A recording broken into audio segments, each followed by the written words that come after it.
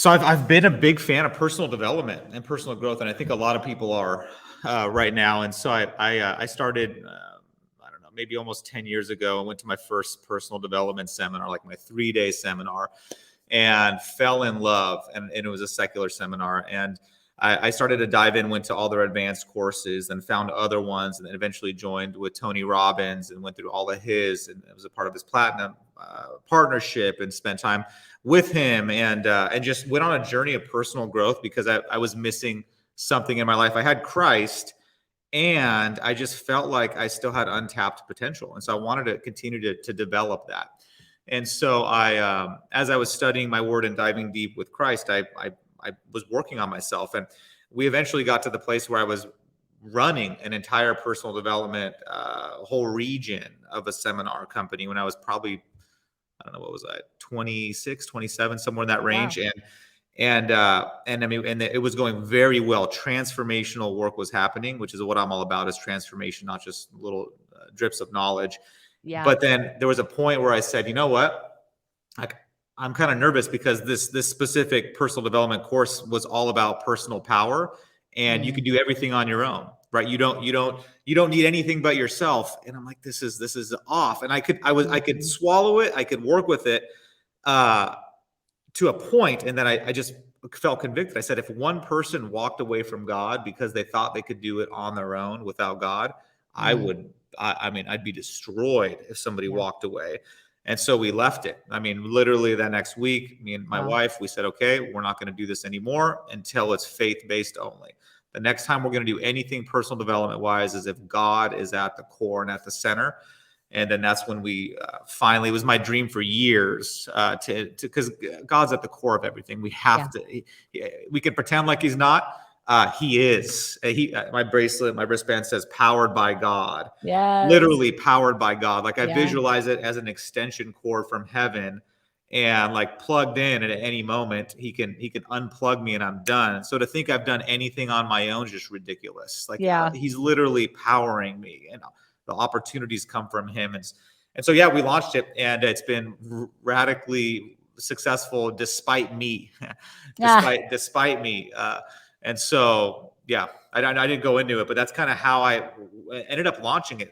Now God's a key piece, and now we're helping men specifically level up in their faith, family, fitness, and finances, which is our 4 pillars. Which is so cool, because we were talking offline about a connected friend, Glenn Lundy, who has talked about those F's, inclusive of fun. And I do something called the Joy Zone, and it's all around the H's. So it's like head, heart, home, health, and handbag, right? Because there is the element, and it's okay, men, you're a man. Man bags are coming back. They're popular these days, right? But I think about the fact that you have such a sector within the business lens. And that's really where men are like driven since birth, really, into like being the provider and the protector. Meanwhile, we have a God of provision and a God who protects us every single day. But because of the ego element and because of like the masculinity connection, we do see in society how often it is that like you are the strong one. You are the one who's the head of household. How do you help navigate that for men and the knowing that they might be head of household, but they're not the head? Yeah. It's there's a lot there. So we do That's a whole show. That's a whole show. Exactly. So we do it. I mean, so part of what we do, and a big part of what we do, is a lot of men, and which is why your community is so powerful. But a lot of men, they don't know if they're entrepreneurs, like they're being led by culture and society. So they're not being led. What does it mean to be a kingdom entrepreneur? What does it mean to have God in the front? They don't know. And if they do believe in that, they don't know where to go to find other associations like that. And so we call it being a 4-pillar man. Like, where do you go to find men that are interested in, because for many years I was in entrepreneur groups, but man, they wanted to go to strip clubs. They wanted to go party hard. I'm like, I got a little 1-year-old at home and my wife. Like I could care less about going partying after the meeting.